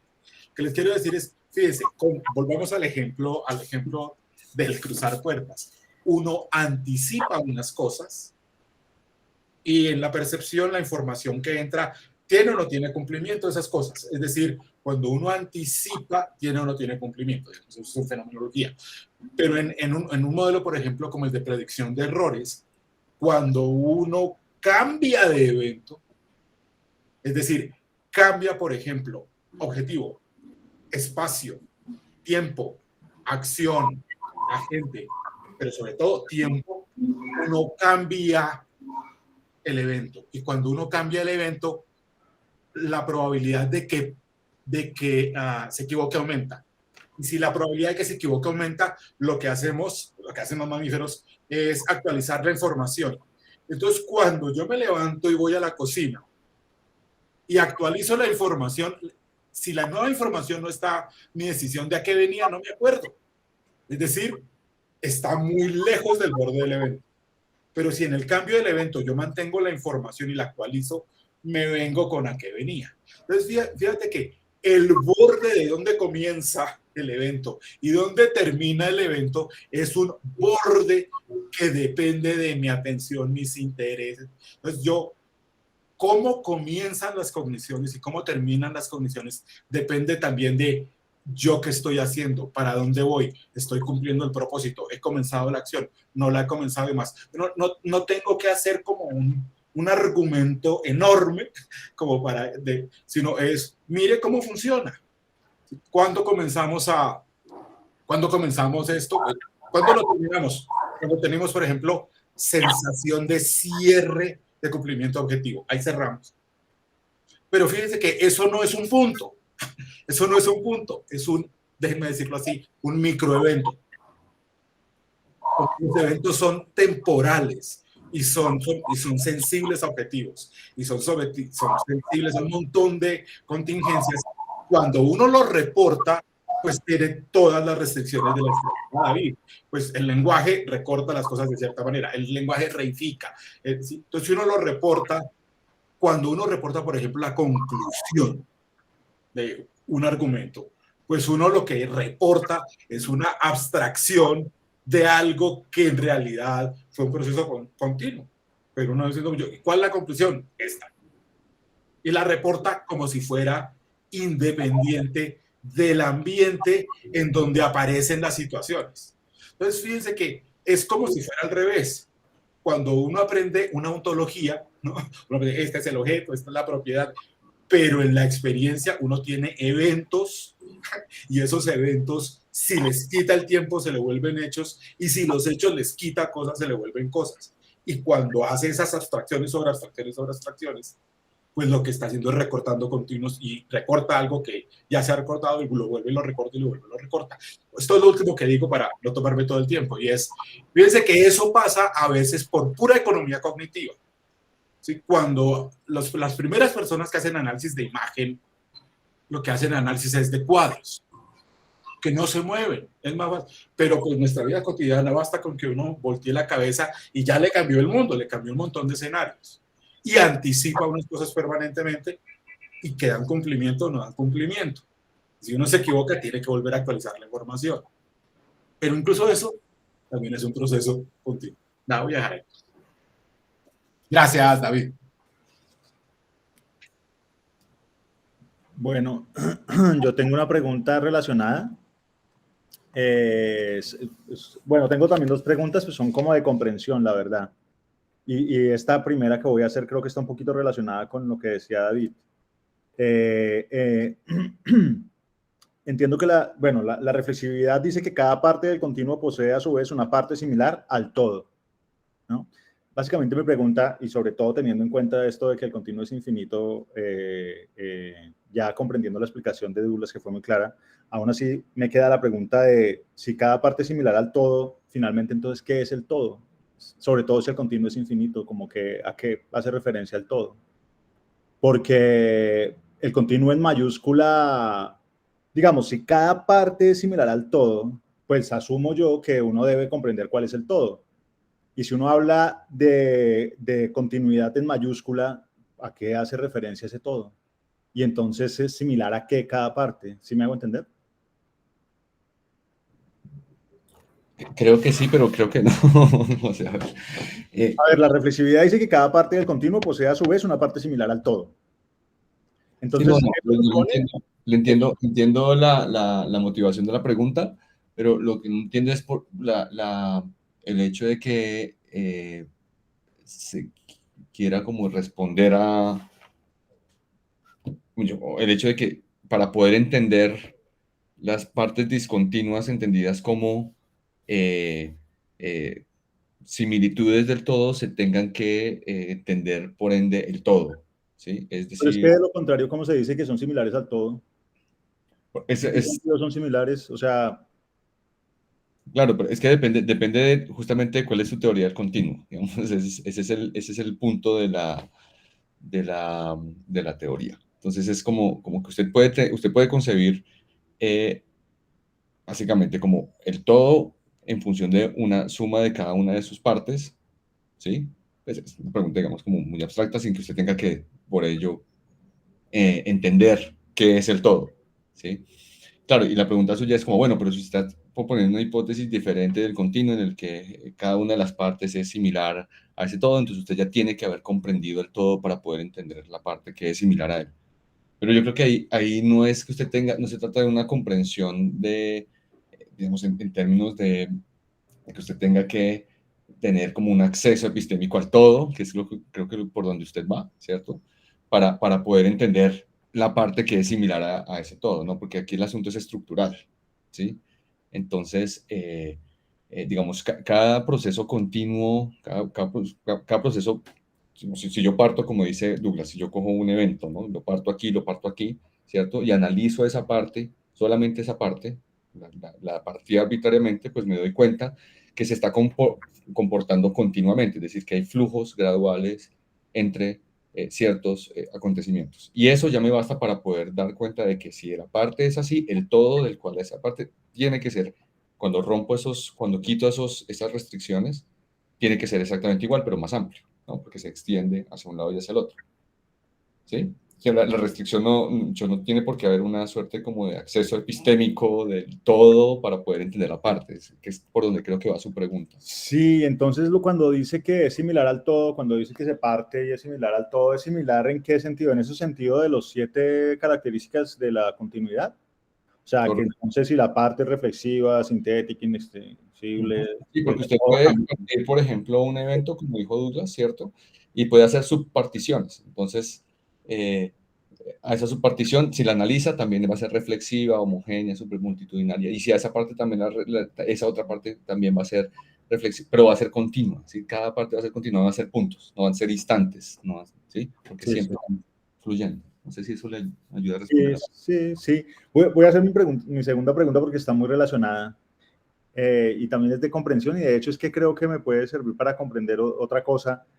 Juan Diego, que también expuso acá, Juan Diego Morales, tiene una teoría del emergentismo en la que se incluye una idea que me parece que está muy relacionada con la sinteticidad. La sinteticidad dice que el todo es anterior a cualquiera de sus partes, ¿cierto? Y una de las cosas, digamos, que yo entiendo de Juan Diego es que con la causalidad descendente, a ver, la teoría emergentista de Juan Diego, para decirlo en muy pocas palabras, es como la idea de que es reduccionista, fisicalista, y se supone que a partir del sistema físico emerge un sistema del cual puede emerger otro sistema y así sucesivamente. ¿Sí? Y cada uno de esos sistemas es diferente porque cada uno tiene su propia normatividad. Y hay una causalidad descendente.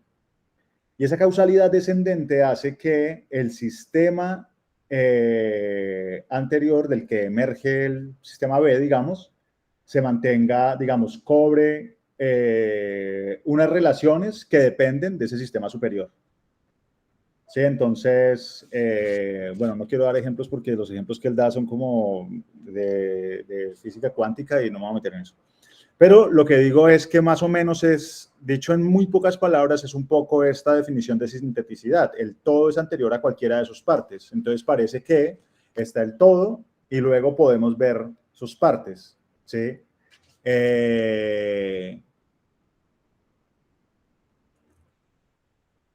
Digamos, ¿cómo se explica eso de que el todo es anterior a todas sus, a cualquiera de sus partes? Pues, como lo entiendo yo, es en términos de que ese todo no puede ser entendido como una reconstrucción analítica de la suma, no es una suma de puntos, ¿sí? Entonces la relación de dependencia, es que usted puede ver la relación de dependencia como una dependencia ontológica, como una dependencia metodológica, como una dependencia epistémica, si quiere, ¿sí? Pero si lo piensa, digamos, en términos ontológicos, que era como la pensaban los griegos, ¿cierto? El clásico problema de si el todo es anterior a las partes son constitutivas del todo, digamos. Lo que tiene ahí es que la existencia de cada una de las partes depende de algo previo, que es la existencia del todo, del cual ellas hacen parte, ¿sí? La visión analítica sería al revés, ¿no? Como que el todo realmente, su existencia depende exactamente de que haya una agregación o sumatoria de cada una de las partes que lo componen. Ya, Ontológicamente. En el emergentismo eso se explica a través de relaciones de causalidad descendente y ascendente. Claro, eso es lo que de determinación. En este caso de Peirce, ¿cómo se explica esa relación? ¿Cómo es posible dar cuenta de esa relación? Digamos, ¿cómo es posible dar cuenta de esa tesis según la cual el todo es anterior a cualquiera de sus partes? ¿Es, digamos, de manera causal o en qué sentido? ¿En términos causalistas? ¿Dice usted? Sí, pues digo, así entiendo que lo explica, por ejemplo, Juan Diego en el emergentismo. En este caso, ¿cómo, digamos, de acuerdo, el todo es anterior a cualquiera de sus partes, pero cómo constituyen sus partes al todo? Algo así, ¿cómo es posible que el todo sea anterior a sus partes? ¿Es una relación causal o qué tipo de relación hay allí? Douglas tiene la respuesta. Recuerden que la tesis sobre el continuo peirciano es una tesis matemática. En matemáticas. Entonces, en matemáticas, decir ahí luego no tiene el sentido temporal que puede tener en el universo empírico, ¿no? Y las relaciones causales ahí pueden ser múltiples. Recuerden que ahí no hay solamente... Si uno toma en serio el asunto de las vecindades y cómo pueden haber correspondencias y homologías y cohomologías, cosas de esas, pues uno tiene que aceptar cosas arriba, abajo, arriba, jerarquías y un montón de cosas adicionales si le va a buscar correspondientes en el mundo empírico, ¿sí? Pero piensa en lo siguiente desde el punto de vista puramente faneroscópico, fenomenológico. Abre usted los ojos y lo que ve, todo lo que alcanza a ver enfrente suyo es blanco. No tiene colores, no tiene partes, no tiene nada. Lo que se le da a la experiencia es una totalidad blanca, ¿sí? En la que usted de pronto tiene que hacer un esfuerzo, para decir, bueno, aquí hay como la parte de arriba, que es blanca, y la parte de abajo, que es blanca, y la de mi izquierda, que es blanca, pero es usted el que está poniendo las partes. Y entonces usted puede decir, este es un todo sin partes. Yo cuando hago algo,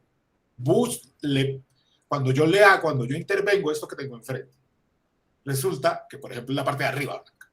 Y yo la busco y la encuentro que es blanca en todas sus características. Y luego busco otra y también tiene todas las características. ¿Cuáles? La de supermultitudinariedad, reflexividad. Es eso. Entonces es un todo, porque es la totalidad, una cualidad completa, omniabarcante de la experiencia que usted tiene. Es completa. Usted ahí, por ejemplo, no diferencia, sino después. Usted es el que introduce partes. Ahora, cuando uno tiene una experiencia de algo, ¿sí? Y cuando uno introduce partes, ¿sí? Que no es lo mismo introducir una parte que un punto, ¿sí? Si uno introduce una parte, uno puede equivocar. Como cuando uno dice, no sé, ya revolví la olla, ya acabé. No, puede ser que no haya acabado y eso le quede crudo, tiene que seguirle dando, ¿sí? Entonces, uno es el que, cuando uno dice, ya acabé, uno introduce una interrupción en ese flujo. Pero, y digamos, puede ser hipotética. Y uno puede decir, ya acabó. Pues sí, puede ser que ya acabó. ¿Cómo lo hace? Que el mundo empírico es real y entonces los procesos causales son tales como son, ¿sí? Los efectos de la propia acción corporal son los que son. Y unos son calculados y otros no. Y a veces uno no se da cuenta de los que no calcula y tiene accidentes. Entonces, uno introduce partes en ese todo, sí. a veces inadvertidamente. Ok, o sea que, digamos, una manera pudiera uno decir pero antes de eso, José, fíjate que una cosa es como las tesis sobre las propiedades matemáticas del continuo y otra cosa es cuando uno dice, venga, y entonces, si la cognición fuera continua, ¿cómo sería? Y entonces ahí uno tiene que hacer, digamos, hacer otras cosas. Y hay cosas como las cuestiones de orden causal. Por ejemplo, ¿qué es lo que hace la atención muchas veces? ¿Sí? La atención, cuando es top-down, uno va y selecciona algo del entorno y lo marca. Hay veces que es bottom-up. Entonces alguien dice el nombre y uno, ¿qué? Pero ves que es un marcado en el flujo de la experiencia, que es saliente, que no es lo mismo, ¿sí? Que es saliente y es discontinuo, pero que no es lo mismo que sea discreto, que de pronto fue, no sé si es algo que digamos, nos acordemos siempre. Pero nada, voy a dejar ahí. No sé si responde parcialmente, José. Sí, solo para ver si entendí, para ponerlo como en otros términos. Uno podría decir, por ejemplo, que las partes de ese todo son dependientes del sujeto que las determina. Algunas veces sí. Algunas veces sí. Algunas veces los sujetos hacen abstracciones para introducirle partes a ese todo, sí. A veces. Y incluso uno de los ejemplos que usa Peirce para eso es la percepción. Ok, gracias. David. Sí, yo quería aprovechar para hacer mi segundo comentario, que de hecho es muy parecido al segundo comentario de José y tiene también que ver precisamente con la propuesta de Juan Diego Morales. Entonces, en efecto, él defiende esta idea del emergentismo, pero si ustedes miran los dos libros que él ha publicado en relación con este asunto, las caracterizaciones que él da de lo que significa decir que un sistema es emergente tienen una dimensión epistémica. Eso lo estuvimos conversando con Carlos un día durante el Congreso en Medellín. Y yo he tratado de convencer a Juan Diego de que eso es un error, que es un error pensar en la emergencia en términos epistémicos. Lo explico rápidamente para que se entienda mejor la idea. Entonces, él diría que un sistema es emergente, según la versión de los libros, cuando uno no puede explicar las propiedades del sistema a partir de las propiedades de las partes del sistema, algo así. Lo que a mí me molesta de esa caracterización es que todo depende del que uno no pueda explicar. Esta idea de que hay como un agente que está llevando a cabo la acción de explicar, eso a mí me parece muy problemático porque eso es un hecho epistémico. Si uno puede o no explicar, eso pues dependerá de nuestras limitaciones epistémicas, pero se supone que él está en una teoría metafísica, se supone que está hablando acerca de la estructura de la realidad y al menos si uno es realista, uno debería considerar que la estructura de la realidad no depende de nuestras capacidades para describirla, explicarla, caracterizarla y demás. Yo trataba de convencer a Juan Diego de que él debe caracterizar el emergentismo de una manera propiamente metafísica, y él ha intentado hacerlo en los últimos textos que ha escrito sobre el tema. Y en esos textos la caracterización que él da es más o menos algo como lo siguiente. Él dice que un sistema es emergente cuando las propiedades de sus partes no determinan las propiedades del sistema, algo así. Es como una idea de composicionalidad, es decir, quien no es emergentista, quien es reduccionista, diría que las propiedades de las partes determinan las propiedades del todo, mientras que quien no es emergentista diría que las propiedades de las partes no determinan las propiedades del todo. Es algo así, más o menos. Y puesto de esa manera, el emergentismo me dio la impresión a mí, y creo que también a José, se parece bastante a esta idea del continuo sintético que ustedes estaban presentando. Son ideas muy parecidas, entonces mi comentario era simplemente, pues quería hacerles notar eso y que ahí quizá hay unos puntos de diálogo interesantes entre ustedes. Me permito añadir una idea más. Me parece nuevamente, insisto en este punto, que una idea fundamental ahí para ustedes es la tesis de que un proceso físico puede ser continuo en el sentido sintético. Porque ahora Douglas estaba poniendo más el énfasis en lo que ocurre en la matemática y cómo es que un continuo matemático es un continuo y bajo qué propiedades. Y eso está bien, pero un punto muy interesante y relevante para ustedes es si un proceso físico puede ser continuo. Entonces, una manera como de quizá conectar la discusión de ustedes con la de Juan Diego es tratar de responder esa pregunta y explicar qué significa decir que un proceso físico es continuo, qué condiciones habrían de cumplirse, qué caracteriza un proceso físico continuo y qué lo diferencia de uno que no lo es. Y que lo diferencia de un continuo matemático, ¿no? Porque se supone que también parece no ser lo mismo. Muchas gracias, David. Yo no sé si Carlos quiere decir algo al respecto. Es que yo creo que Douglas y yo ahí diferimos. Entonces, por favor, Carlos, es que yo he hablado un montón. Ya se habrán dado cuenta lo difícil que fue escribir esto, pero bueno, realmente llegamos a ciertos acuerdos en común. Porque yo sí sigo a Peirce un poco en la idea de que el continuo es operativo en la naturaleza, en el sentido de que los procesos físicos también son sujetos pues son en sí mismos continuos y que uno puede, desde su punto de vista de la descripción, pues, ¿cierto? Como hacer las particiones, si se quiere, de ese continuo para poder explicar algún proceso, ¿no? Entonces, si yo quiero explicar finalmente, no sé, alguna cuestión química o física, entonces parto desde un punto, ¿cierto? Para poder, o llego hasta un punto donde digo, bueno, aquí termina mi explicación, pero uno sabe que eso asimismo puede seguir siendo el producto causal de alguna otra cosa, otro proceso que lo condujo hasta allí. Bueno, uno puede hacer eso en teorías de la evolución, uno puede hacer eso en otros ámbitos. Entonces yo sí me apego un poco como a esa idea de instanciar, digamos, esta hipótesis del continuo a una forma de entenderlo como realmente operativo en la naturaleza. Pero no sé si Douglas esté de acuerdo con eso. Creo que no, o sí, Douglas. Depende de qué quiere decir operativo, ¿no? Hay casos discretos. Yo creo que sí. Yo creo que sí. Que algo sea operativo en la naturaleza no quiere decir que no haya procesos discretos. Entonces, pero creo que esto necesita por lo menos tres partes. Una parte es lo que dice David. Por supuesto, David, o sea, hay digamos, una manera conceptualista incluso de definir posible, ¿sí? Posible, y de hecho Peirce hace eso. Es posible lo que uno no sabe que es falso. Si posible lo que uno no sabe que es falso, entonces imagínense todo lo que puede ser posible. Y eso tiene un problema, sobre todo si uno quiere hablar es de la modalidad de lo posible como lo realmente posible. Entonces, por supuesto, la idea ahí de caracterizar esto dependiendo de si puede explicarlo o no, es un libro, en mi opinión. Entonces, yo estoy de acuerdo con David. Yo no he leído lo del libro del profesor Morales. En relación al asunto pero insisto, dependiente, hay que mirar hasta qué punto. Hay, por ejemplo, teorías causales, como las de Woolward, que es una de las que está más de moda, que hace que eso dependa de condicionales contrafácticos. Y el problema de los condicionales contrafácticos es que dependen de lo que uno sabe en un momento dado.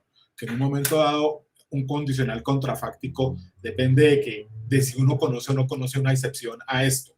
A todos los cuervos son negros y todos los all swans are white, y etcétera. Entonces, si los condicionales, o sea, una teoría causal que haga depender eso del conocimiento que se tenga es eso. Entonces, dependencia es...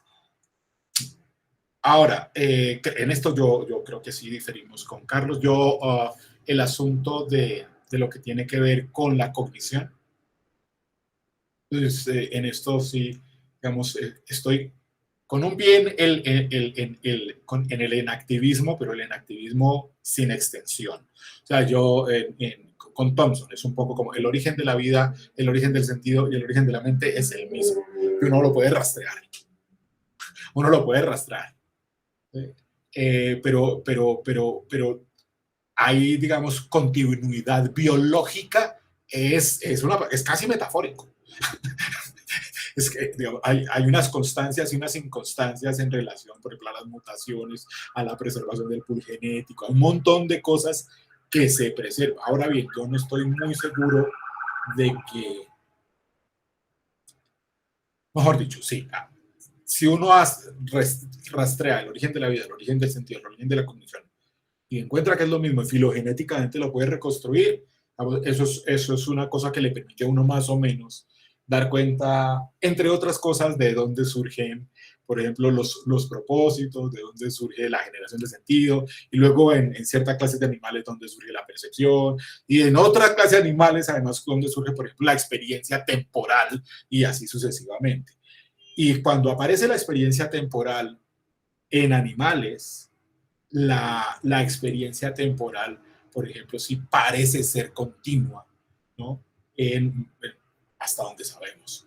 En los seres humanos parece ser así, pues uno, desde que se despierta hasta que se vuelve a dormir, parece tener la atención. Y si uno, un poco como en el ejemplo en el texto, y si uno pues pasa a la cocina y vuelve al cuarto, pues a pesar de que recorta, hay continuidad, pero si uno está perfectamente bien y se despierta es después de haber tenido un stroke, pues no puede pegar eso con una experiencia anterior de una manera directa, pues ahí hay una discreción en la experiencia, ¿no? Y las experiencias que son discretas normalmente son muy perturbadoras, pero pues como eso es como otra clase de enfoque para hablar de lo mismo. Pero sí es operativa en la naturaleza. Hay leyes de la naturaleza, de nuevo. Sí, parece que sí. Incluso el problema con las relaciones causales es, para volver al comienzo, es no tener esta idea como de las bolas de billar, sino pues si alguien está empujando algo continuamente, pues está en la experiencia continua de causación. Sí, que no es como pura acción-reacción, sino que si uno está empujando algo o está deteniendo algo en el tiempo, pues está continuamente teniendo una experiencia de acción y resistencia, por ejemplo. Que eso es operativo, sí. Eso. Pero nada, voy a dejar ahí. Muchas gracias, David, de nuevo.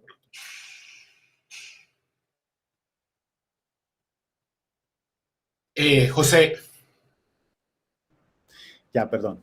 Había discreción en el audio, no había discontinuidad. Si en el público hay hay preguntas, bienvenidas.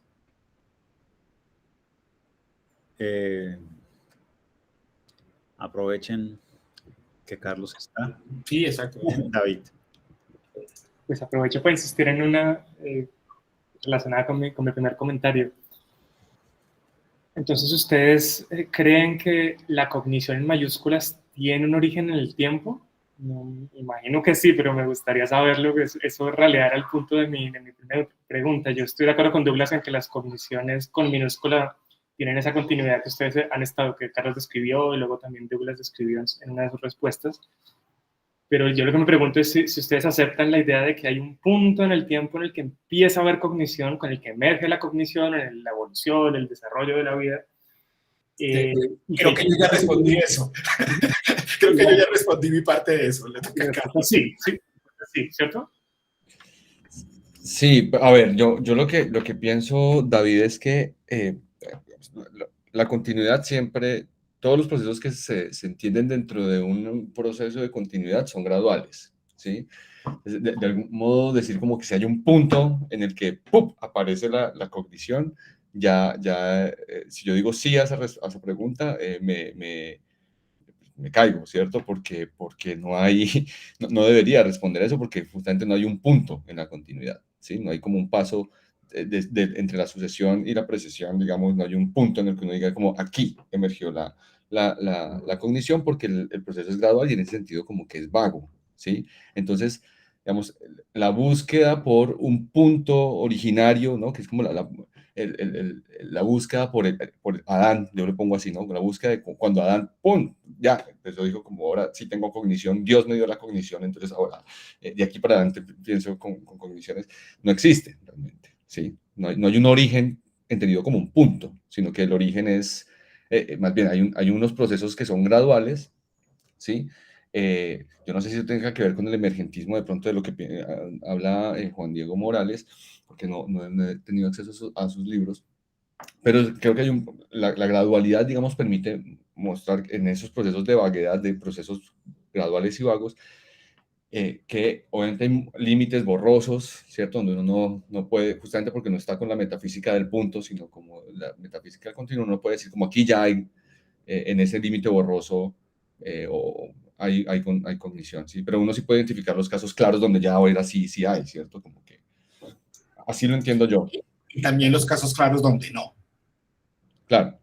Sí, que creo que era el punto de David. A David creo que lo que le preocupaba es que si fuera continuo y nunca hubiera un borde, entonces toca irse al Big Bang para decir que allá hubo cognición, que eso era lo que le preocupaba a David. Entonces, pero creo que si uno admite que puede haber borde borroso y casos en donde hay procesos, en donde hay casos claros y casos que no, lo que dice Carlos Garzón es que pues en donde no hay caso claro y es borroso, uno puede, en ese proceso, pero no me obliguen a señalar un punto. Es eso. Un punto sobre eso, solo es como una duda que me queda. Un punto no, José, que un punto no. Un vecindario sobre eso. El de la vecindad del Chavo. Un vecindario sobre eso. Eso significaría, Carlos, pensando en la cognición, que como es que revisando las características que tiene la cognición, o este continuo, digamos, no recuerdo cómo dice el modal, pero a ver, significaría que, o sea, hay un momento en el que el individuo, a ver, ¿cómo lo quiero decir? Significaría que hay diferentes grados de cognición.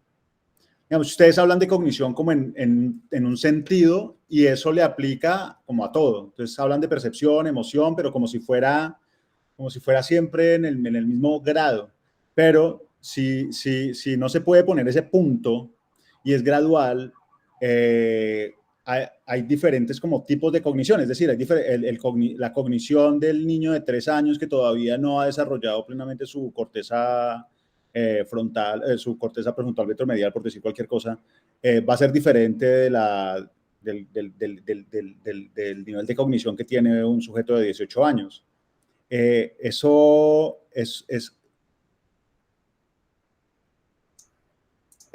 ¿cómo lo explicarían dentro de las características que tiene el continuo peirciano? ¿O no importa? Es decir, si la cognición no tiene un principio, en todo caso, sí parece que cuando un niño nace hay un momento en el que comienzan a haber ciertos procesos que son como un poco más complejos, que comienzan a complejizarse, ¿no? Y luego se complejizan al nivel de que puede hacer metacognición. Un niño de 3 años no lo puede hacer. Y dentro de la concepción que ustedes están dando de cognición, no veo que no veo que haya una característica que explique este fenómeno. Pues, como lo estamos viendo, sí, digamos, eso es parte de, o sea, si uno puede hablar de la cognición formada, sí, uno utiliza el lenguaje ahí desarrollista, ¿cierto?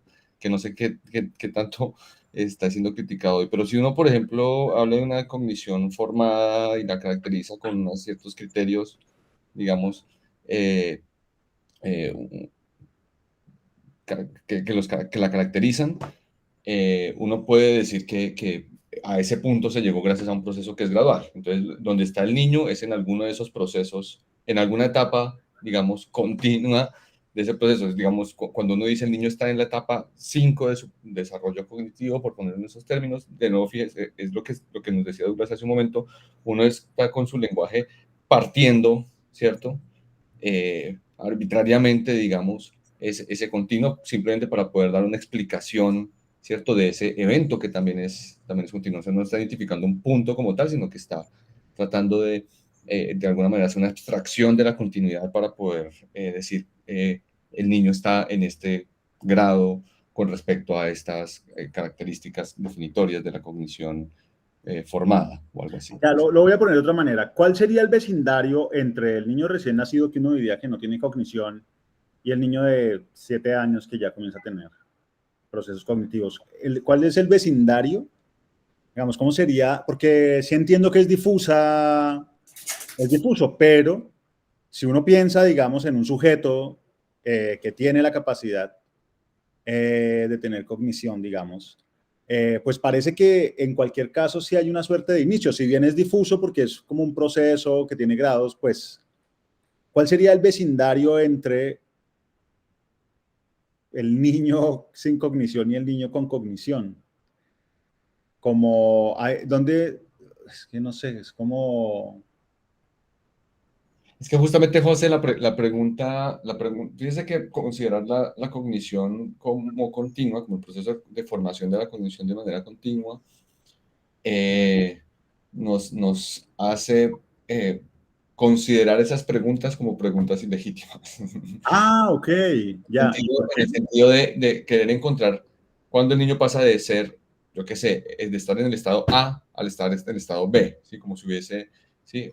Hoy, sí, como cuando usted, por ejemplo, aprende una habilidad, lo hace de manera gradual. Usted no dice como que, uy, ya sé Kung Fu. No, usted como que va aprendiendo a la habilidad en la medida en que va avanzando y hay un momento en que ya se volvió un súper experto y pues no tiene ese punto en el que dice como que el 13 de enero no sabía y el 14 ya sé, ¿sí? Porque Pero, solo pero sí hay un momento en el que se puede decir que no sabía y otro en el que sí puede decir que ya sabe y entonces pareciera que sí hay un punto cero difuso, pero lo hay. Pero eso es lo que permite justamente la vaguedad, si se quiere decir así, o la borrosidad de los bordes entre vecindades, ¿sí? Entonces usted puede hacer un corte, digamos, para decir, voy a analizar cómo es la cognición de los niños de 5 años, y entonces tiene un conjunto de características que definen eso que usted quiere decir, ¿cierto? La cognición con respecto al pensamiento matemático, por decir algo, ¿sí? Eh, cuando los niños saben contar, por ejemplo. Quiere saber cuándo los niños empiezan a tener pensamiento numerable. Entonces usted dice, bueno, voy a coger al niño entre los 2 y los 5 años y ahí voy a hacer el corte, ¿sí? Pero, y entonces ahí, digamos, ese corte lo hace usted analizando justamente cuáles son los vecindarios que están movilizándose alrededor de esos procesos, ¿sí? Y usted lo que puede decir es como, bueno, entre una edad aproximada, entre los 5 y los 2 y los 5 años se desarrollan o se van desarrollando. Pero usted no puede decir como, pa, aquí está en el punto 3, en el año 3, ya el niño sabe contar porque, y estas son y este es el corte diferenciado por estas cogniciones en particular, sino que usted lo trata o lo explica de manera extendiendo, digamos, el rango del periodo que usted va a analizar y entendiendo que ese periodo, como parte de un continuo más general, es también continuo. ¿Sí? Bueno. No, pero fíjate, José, fíjate una cosa como la siguiente. Vamos a suponer que vamos a poner a alguien a aprender a tocar piano. ¿Sí? Tiene que hacer escalas. ¿Cuántas escalas? Para que diga que aprende a hacer escalas. ¿Cuántas tienen que hacer? ¿Hay un número determinado? ¿5? Si hace 5 ya es tú. Si hace una. Si hace 10. Cuando uno tiene algo como un hábito, una cosa es hacer alguna vez, pero adquirir un hábito es diferente. Y entonces, cuando hay hábitos, hay maneras de proceder usuales que son precisamente potenciales. Son potenciales en el sentido en que no importa cuántas veces se actualicen, podrían seguirse actualizando. ¿Sí? Es como una palabra. Una palabra, ¿cuántas veces la podemos escribir? 1, 2, 100, 2000. Es potencialmente inagotable el número de veces. ¿Cuántas veces podemos escribirla? Matemáticamente es un número indefinido, es infinito. Físicamente, pues cuántos recursos tenemos para ver cuántas veces vamos a poner a escribir la palabra. Entonces, siempre el asunto cuando se trata de gente real en tiempo real, creo que ahí es donde, digamos, tengo como un poquito de diferencia con Carlos, es que hay que tener cuáles son los recursos. Los recursos cognitivos de la gente son limitados. Pero eso no quiere decir que la gente adquiera hábitos. Y la adquisición de hábitos involucra así como un continuo operativo. Los hábitos son continuos operativos porque son como habilidades. Y las habilidades no se agotan en una ocasión que se hacen o 2 o 3 o 4. Si uno, por ejemplo, tiene la capacidad para caminar, ¿sí? ¿Cuántos pasos puede dar? o cuántos pasos dio antes de que uno dice, mire, ya dio 727 pasos, ya aprendió a caminar. ¿Y por qué no en 726? Ese es el quiebre que no quiere dar Carlos. Esa es la pregunta que no se quiere dejar hacer. ¿Sí? Porque lo que tiene en mente es adquirir hábitos. Y como los hábitos no tienen como un número, un punto que no diga aquí, arranco. Por eso no quiere decir que no haya criterios claros cuando uno dice, este ya sabe caminar y este ya sabe hacer escalas. Pero es diferente poner la raya. Sí. Sí, ese es un poquito eso. Y fíjate, por ejemplo, lo que pasa que con 4 o 5 años depende de la capacidad cognitiva. A los 4 años, un niño hace eso, por ejemplo, pretends play, y eso es, digamos, a los 4 años quiere decir en un promedio, es decir, haciendo una abstracción hipostática de las edades, ¿sí? Eso es lo que quiere decir 4 años. A los 4 años, a los niños que necesitan un palito para aprender a jugar, que están lavándose los dientes. Si no les dan un palito, así con la sola mano, eso no pueden hacer.